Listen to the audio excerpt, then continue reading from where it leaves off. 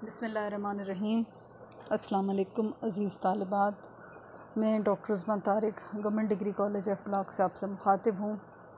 जैसा कि आप सब जानते हैं कि हम अपना हिस्सा नसर का दूसरा सबक पढ़ रहे हैं जो ख़ासा तवालिद का हामिल है, और थोड़ा हम इसको पढ़ भी थोड़ा रहे हैं। मैंने आपको पहले उसमें शुरू में भी बताया कि चूँकि ये इसमें तारीख़ के हवाले से अहम मालूमात हैं तो उनको ज़हन नशीन करना है और उसको समझ के पढ़ना है, और उसको हमने दिलचस्पी के साथ पढ़ना है। तो इसलिए हम उसको थोड़ा करके पढ़ रहे हैं कि हम इसको अच्छे तरीके से समझ पाएँ और इसको ज़हन नशीन भी कर सकें। ठीक है, तो हमने क्या पढ़ा था अब तक कि 1857 की जंग आज़ादी के बाद जब मुसलमान हिम्मत हार बैठे थे, तो जब मुग़लिया सल्तनत का ज़वाल हुआ, एक दफ़ा मैं थोड़ा सा आपको दोहरा देती हूँ कि मुग़लिया सल्तनत का जब ज़वाल शुरू हुआ तो मज़हबी उलमा ने इसको हल करने की कोशिश की। मज़हबी उलमा ने दीन की तबलीग के साथ साथ जहाद का आगाज़ किया, लेकिन वो उनको जो है अंदर के जो गद्दार थे उनकी वजह से ही, अपने साथियों में से ही कुछ गद्दारों ने मिलकर उनको कत्ल करवा दिया। लिहाजा वो सिलसिला ख़त्म हो गया सैयद अहमद बरेलवी वाला। उसके बाद सर सैयद अहमद ख़ान ने ये ज़िम्मेदारी संभाली और उन्होंने जो तहरीक शुरू की जिसे सर सैयद तहरीक का नाम दिया जाता है, जो उस तहरीक का इल्मी, अदबी और सियासी फ़ायदा बहुत ज़्यादा हुआ हमें। जो वक्त ने साबित किया वो बेशक उनकी तहरीक जो थी वो खालिस्तन इल्मी और अदबी थी, और इसमें हमने इस सबक को पढ़ते हुए हमने एक ख़ास चीज़, कल भी हम इसको ज़िक्र कर रहे थे कि सर सैयद ने अपनी कौम की फ़लाह व बहबूद, उस मुश्किल दौर से निकलने का हल उनको सिर्फ़ तालीम बताया। जब 1885 में कांग्रेस बनी और मुसलमानों ने उसमें शमूलियत इख्तियार करना चाही, उस वक्त भी सर सैयद ने मुसलमानों को रोका। सर सैयद बहुत दूरअंदेश बुज़ुर्ग थे और बहुत दूर तक सोचते थे, तो उन्होंने अपने माहिराना राय का इजहार करते हुए मुसलमानों को इस चीज़ से रोका कि सबसे पहले आप लोग अपने आप को इस काबिल बनाएं कि आप अंग्रेज़ों के साथ मुकाबले की सतह पे आके बात कर सकें। तो इसलिए उन्होंने मुसलमानों को तालीम व तरबियत पर ज़ोर दिया, तालीमी अदारे बनाए, और इस तरह से एक सिलसिला चल निकला। और सर सैयद की वफ़ात तक ये हुआ कि कौम किसी कदर अपने पैरों पर खड़ी हो चुकी थी। उसके बाद जब उन्होंने देखा कि कांग्रेस जो है वो खालिस्तान हिंदुओं की जमात है, और उसका अंदाज़ा कैसे हुआ, तकसीम बंगाल के ज़रिए।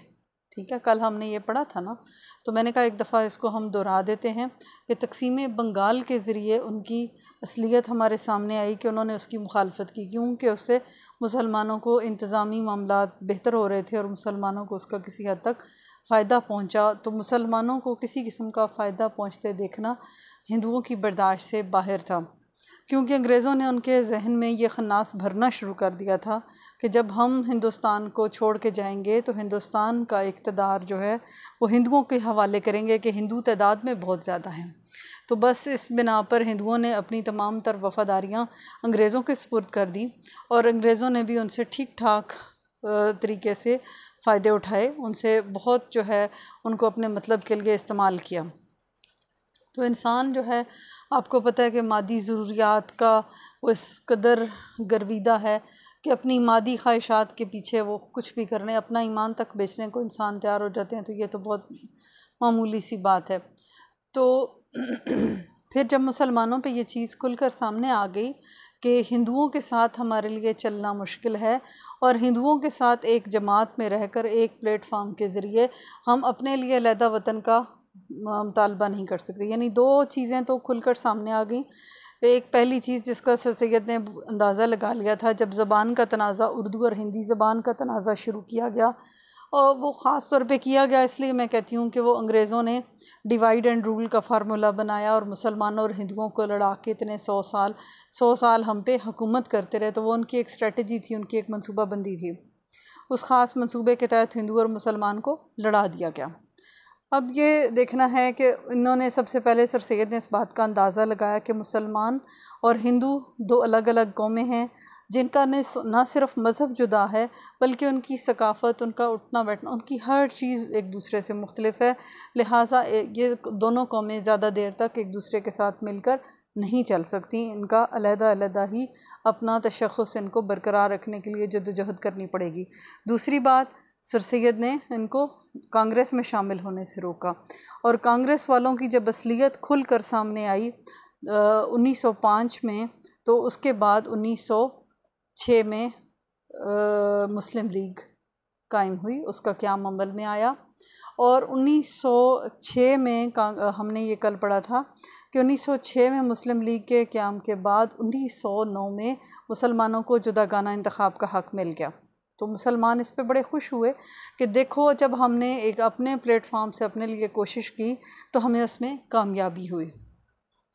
फिर आहिस्ता आहिस्ता करके पहली जंग अज़ीम का वाक़या आया। पहली जंग अज़ीम में जब मुसलमानों के साथ तुर्की के ख़िलाफ़ जब हुआ, इन्होंने ईसाइयों ने जंग शुरू कर दी और यहाँ से भी इन्होंने बाहर लोगों को भेजा।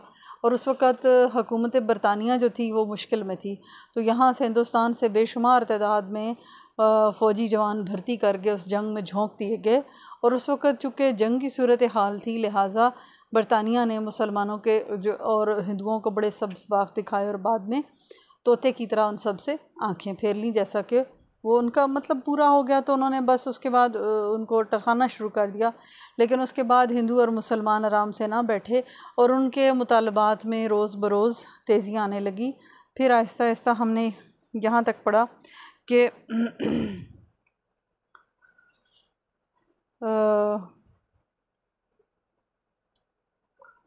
जी, हिंदुस्तान का जब उन्होंने 1930 में इस दौरान लंदन में गोलमेज़ कॉन्फ्रेंस का इनेकाद हुआ और उसका इनेकाद कराया लंदन में। गोलमेज़ कॉन्फ्रेंस का इनेकाद हुआ 1930 से 1932 और बरतानवी हुकूमत ने अपना फ़िरका वाराना फ़ैसला सुनाया। लेकिन हिंदू लीडरों की हठधर्मी के बायस हिंदुओं और मुसलमानों में कोई समझौता ना हो सका। 1935 में नया गवर्नमेंट ऑफ इंडिया एक्ट नाफिज हुआ, जिसकी रूह से मरकज़ में फ़ेडरेशन और सूबों में खुद इख्तियारी हुकूमत का नफाज तय पाया। 1937 के इंतखाबात के बाद कांग्रेस पहले 6 और फिर 2 और सूबों में हुकूमत करने लगी, जिससे उसका सर फिर गया। उसने मुस्लिम लीग से मुँह फेर कर मुसलमानों को बहैसियत कौम के मलियामेट करने का मुसम्मम इरादा कर लिया। चुनांचे कांग्रेसी हुकूमत ने उर्दू को मिटाया, हिंदी को उभारा और हिंदुआना तमद्दन के दीगर अदारों और निशानात को फ़रोग़ देकर हिंदुस्तानी मुसलमानों की जुदागाना हस्ती को हिंदुओं में मदगम करने में बीसियों एलानिया और खुफिया मसाई की। यह हिंदुस्तान के मुसलमानों के लिए एक बेहद नाजुक वक्त था। मुसलमानों में कहने को कई सियासी जमातें थीं। मुस्लिम लीग जो 1906 में कायम हुई, कभी जागती कभी सोती रही। इसके बाद 1909 के हंगामा खेज़ साल में जमीयतुल उलमा बनी। 1929 में खुदाई खिदमतगार और मजलिस अहरार का क़याम अमल में आया और उसी साल में नेशनलिस्ट मुसलमानों ने भी अपनी एक कॉन्फ्रेंस मुनक्किद की। और 1937 में जब कांग्रेस बरसरे इक़्तिदार आई और उसने मुसलमानों की कौमी हस्ती को ख़त्म करना चाहा, तो सवाल पैदा हुआ कि मुसलमान इसका क्या जवाब देते हैं। उस ख़तरनाक वक्त में मुस्लिम लीग की क़यादत जिस ज़बरदस्त शख्सियत के हाथ में थी, उसने कांग्रेस के चैलेंज को दलेरी से कबूल किया। यह कायद-ए-आज़म मोहम्मद अली जिन्ना थे, जो एक तरफ सियासी बातचीत में अंग्रेज़ी हुकूमत और कांग्रेसी लीडरों के साथ पूरे उतरे, दूसरी तरफ अपनी लाजवाब शख्सियत के बल पर एक परागंदा अक़लियत को मुस्तकिल कौम बनाने में नुमायाँ तौर पर कामयाब हुए। जब आप देखें कि उनके हाथ में हुकूमत आई, जब उनके हाथ में इख्तियार आया, तो उन्होंने क्या किया, 1937 में इनको वाज़े अक्सरियत के साथ हुकूमत बनाने का मौका मिला कांग्रेस को सूबों में, तो उन्होंने जो है वो अपनी फिर असलियत दिखाना शुरू कर दी और मुसलमानों को तरह तरह से नुकसान पहुंचाने के मंसूबे बनाने लगे। तो उस वक्त कायद-ए-आज़म जैसे लीडर ने मुसलमानों को संभाला दिया। पार्टियां तो बहुत सारी थीं, जैसे अभी इन्होंने अपने सुना खुदाई खिदमतगार, मजलिस अहरार, जमीयतुल उलमा और ये सारी जमातें थीं, लेकिन एक लीडर का फुकदान था।